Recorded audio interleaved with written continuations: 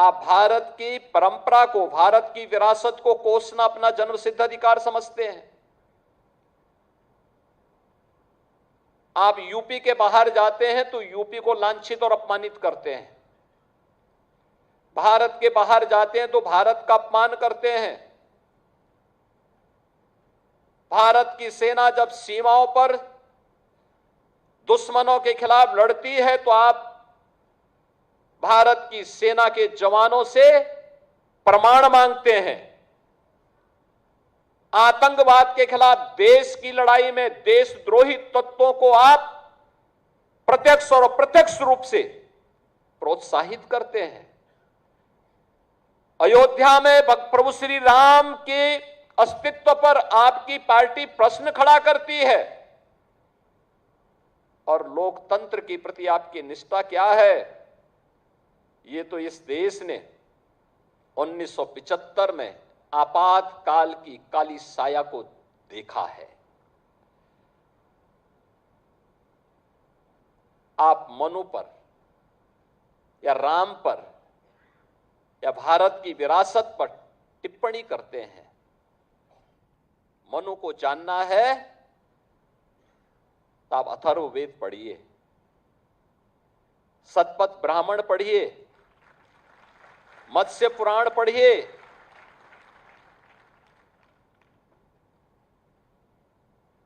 आपको सारी जानकारियां मिल जाएंगी। मैं पूछना चाहता हूं, कौन ऐसा व्यक्ति है जिसके जीवन में किसी न किसी रूप में, मां के रूप में या बहन के रूप में या पत्नी के रूप में या फिर बेटे के रूप में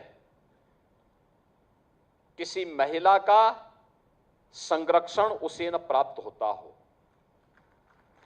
कौन ऐसा व्यक्ति है? क्या कोई बेटी पिता के बगैर है? क्या कोई बहन भाई के बगैर है? क्या कोई पत्नी पति के बगैर अपने अस्तित्व को मानती है? और क्या कोई मां बेटे के बगैर अपने अस्तित्व को पूर्ण मानती है? अगर मनुस्मृति ने ये बात कही है,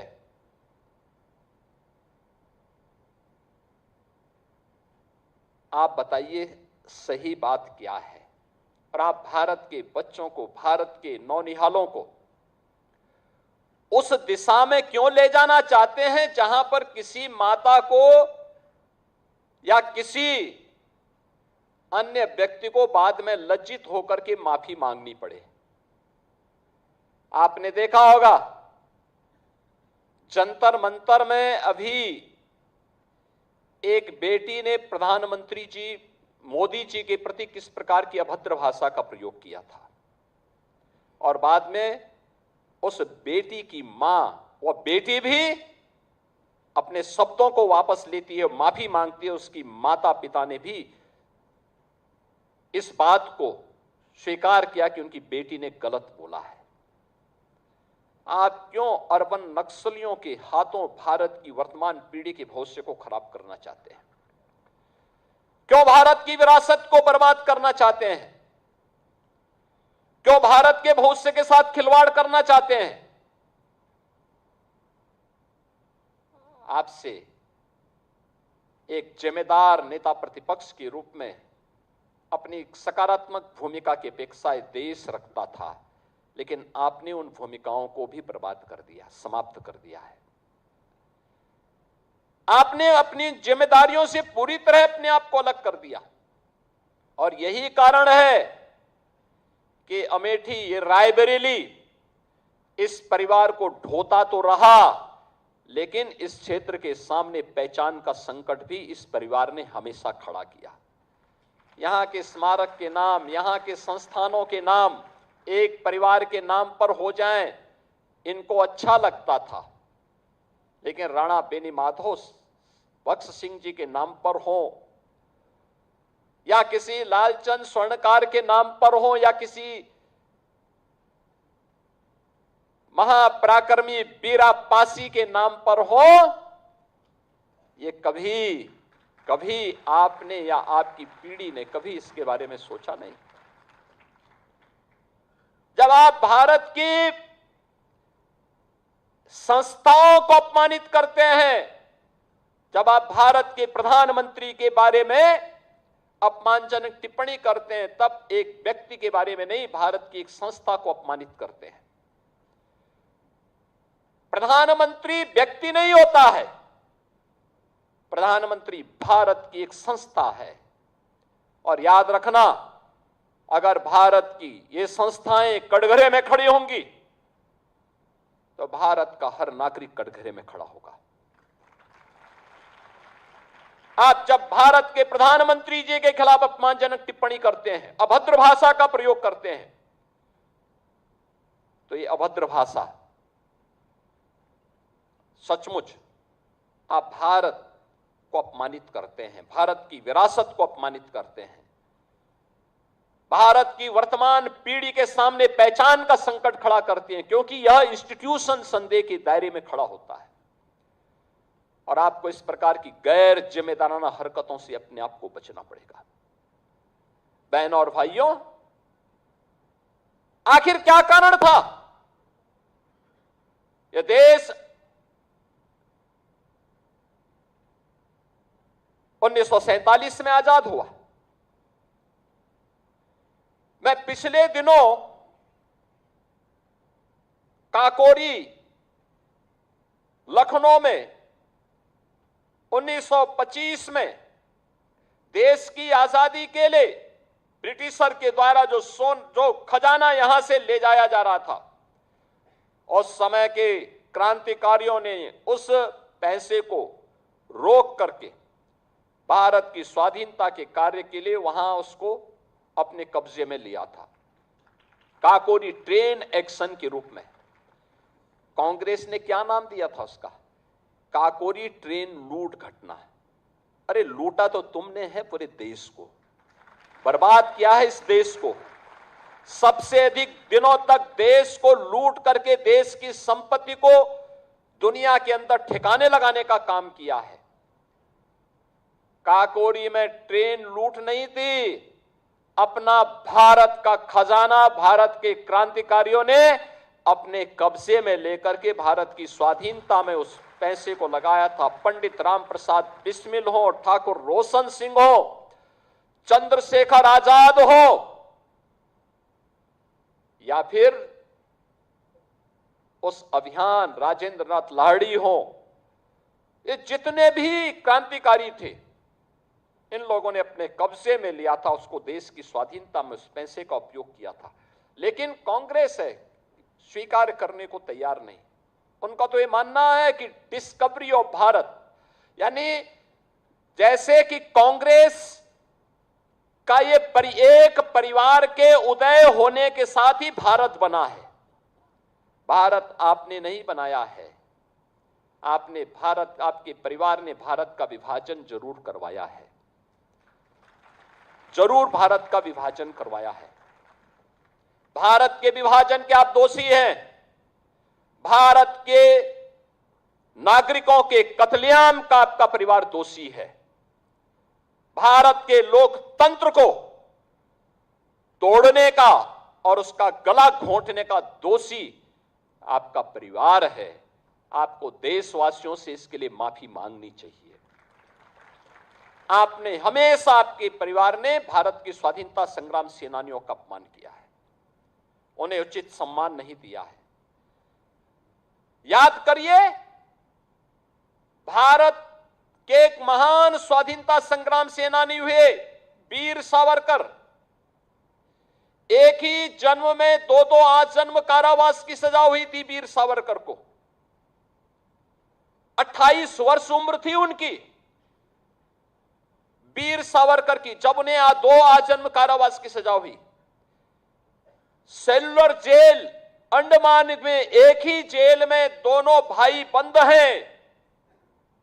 और 10 वर्ष तक वीर सावरकर अपने भाई को नहीं देख पाए, तो अचानक एक दिन जब कोल्लू में तेल पीरने के लिए वे उनको ले जाया जा रहा था, तब उनकी नजर अपने भाई पे पड़ी।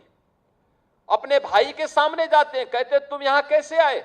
उसने कहा मैं भी इस जेल में बंद हूं, एक ही परिवार।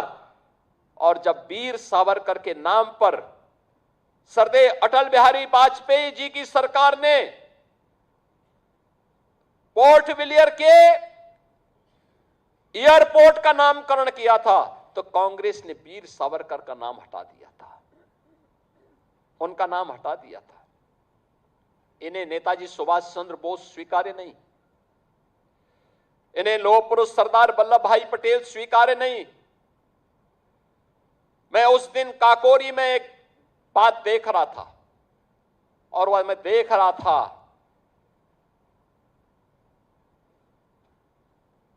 कि एक सचिंद्र नाथ बख्शी काकोरी ट्रेन एक्शन की घटना में, ट्रेन एक्शन, मेरी बात सुनना, ट्रेन एक्शन की घटना में वह भी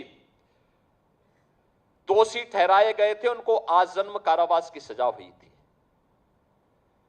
यह देश जब आजाद हुआ उन्हें मुक्त किया गया।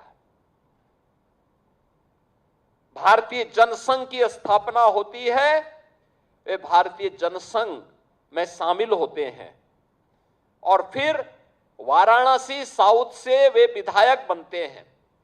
उन्होंने उत्तर प्रदेश विधानसभा में इस बात को कहा कि उनके खिलाफ पैरवी करने वाला कोई दूसरा नहीं था, कांग्रेस का एक नेता था जिसने उसे जेल में बंद करवाया, उनकी मुखबिरी करके, अंग्रेजों की मुखबिरी करके उन्हें बंद करवाया था। और शर्मनाक कितना कि कांग्रेस की सरकार ने उस देश के गद्दार के नाम पर लखनऊ में एक सड़क का नामकरण कर रखा है। यानी भारत के क्रांतिकारियों की, भारत के स्वाधीनता संग्राम सेनानियों की जो मुखबिरी करता था, उनके खिलाफ साजिश रचता था, उनको इन्होंने महिमामंडित किया। सचिंद्र नाथ बख्शी के नाम पर कोई नामकरण नहीं, और ये इनका इतिहास है, ये आज की पीढ़ी को बता रहे हैं। और इसी के लिए दिनकर जी ने कहा था कि अंधा चकाचौंध का मारा, क्या जाने इतिहास बेचारा, सूर्य चंद्र खगोल भूगोल, कलम आज उनकी जय बोल, जला अस्थियां बारी बारी, छिटकाई चिन्हों चिनगारी। यानी ये जिन लोगों ने अपना पूरा जीवन समर्पित किया है, उनके कारण आज हम सब स्वाधीन हैं। आज विकास की इस एहसास में, अगर ये देश आजाद नहीं होता तो क्या राणा बेनी माधव बख्श सिंह जी के नाम पर हम लोग इस प्रकार का भव्य स्मारक बना पाते? नाम राणा बेनी माधव बख्श सिंह जी का, लेकिन काम तो इसका रायबरेली को लोगों को लेना है। रायबरेली का हर व्यक्ति से लाभान्वित होगा, रायबरेली के कार्यक्रम होंगे, सर्दी गर्मी बरसात कोई भी सीजन होगा, इस सभागार में हम लोग कार्यक्रम कर पाएंगे। और मैं स्मारक समिति से कहूंगा, स्मारक समिति ने शुरू से प्रयास किया है, यहां के स्थानीय विधायक और स्थानीय जनप्रतिनिधियों ने इसमें सहयोग किया। मुझे उस समय यहां आने का अवसर प्राप्त हुआ, और मुझे अच्छा लगता है जब किसी स्वाधीनता संग्राम सेनानी का सम्मान होता है, जब भारत की किसी वीर सैनिक का सम्मान होता है, मुझे बहुत अच्छा लगता है, क्योंकि इन सैनिकों का सम्मान, उन क्रांतिकारियों का सम्मान, स्वाधीनता संग्राम के लिए अपना सर्वस्व न्यौछावर करने वाले उन महापुरुषों के प्रति किया जाने वाला योगदान हमें हमेशा आगे बढ़ने के लिए एक नई प्रेरणा देगा। और वही प्रेरणा प्राप्त करने के लिए हम सब इस कार्यक्रम में बढ़ चढ़ करके भाग लेते हैं, लगातार उस कार्यक्रम को आगे बढ़ाते हैं। उस कार्यक्रम की श्रृंखला में आज मुझे यहां आने का अवसर प्राप्त हुआ। लेकिन मैं राणा बेनी माधव भगत सिंह जी की स्मृति में बनी हुई इस स्मारक समिति से जरूर कहूंगा कि फर्स्ट फेज का कार्यक्रम संपन्न हुआ। 21 करोड़ का कुल इसका बजट था, लेकिन इसमें 25 करोड़ रुपए खर्च हुए, अच्छा बन गया है। सेकंड फेज का काम हो रहा है। यहां पे जब मूर्ति लगे, राणा बेनी माधव भगत सिंह जी के साथ बीरा पासी की मूर्ति को भी लगाइए, उनके उन सहयोगियों की मूर्तियों को लगाइए, क्योंकि जब हम एक होकर के इस लड़ाई